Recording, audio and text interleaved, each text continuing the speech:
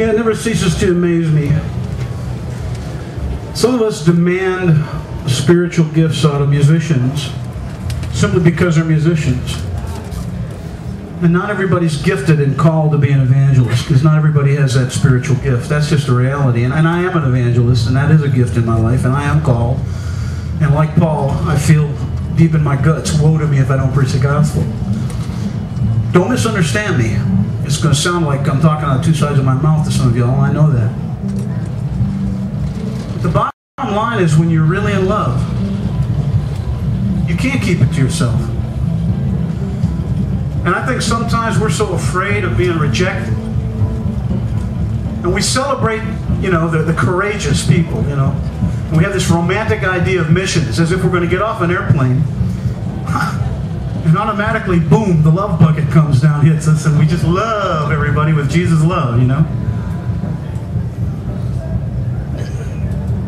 But as you've done it to the least of these in your own neighborhood, whoever you consider to be the least worth anything, the one that least value, maybe they're sitting in the next pew behind you on Sunday morning. Who knows, you know. What are we talking about? What are we singing about? And why do we even show up? See, that's the real measure of love. And heck, if we can't even do it right for an hour a week with somebody we don't even see but once or twice, maybe 3 times a month, yeah?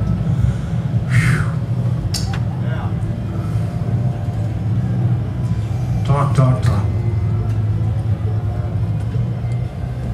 God help us to get beyond talk. Amen?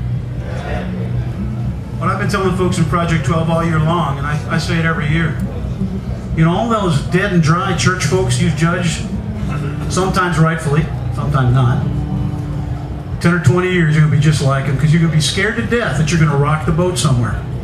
Now, I don't mean being rebellious or getting up people's noses, you know, being radical for the sake of it, or to be obnoxious or rude or nasty or self-righteous or arrogant. That's what I'm talking about.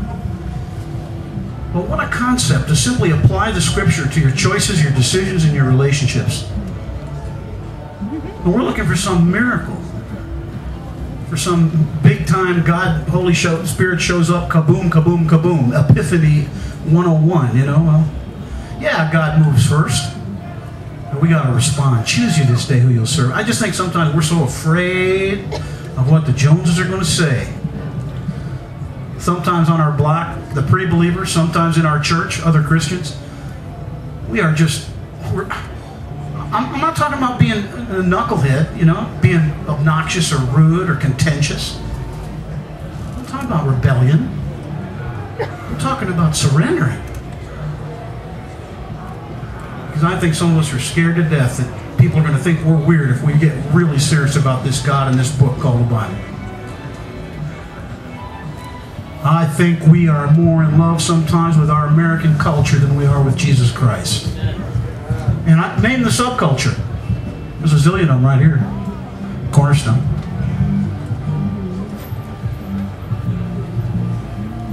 The prisoners can't set captives free. You know what I'm saying? Unless you know you've been one.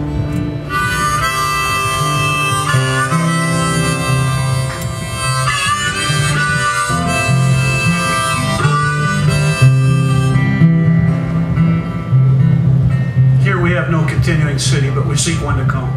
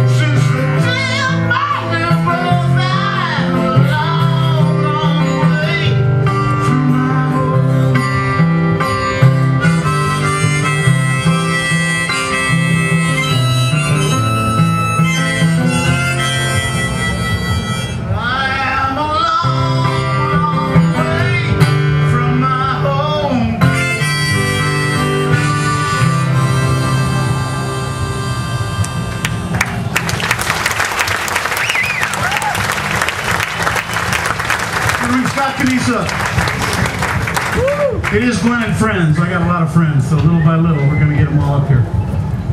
How about Marin? Was that a smoking set or what?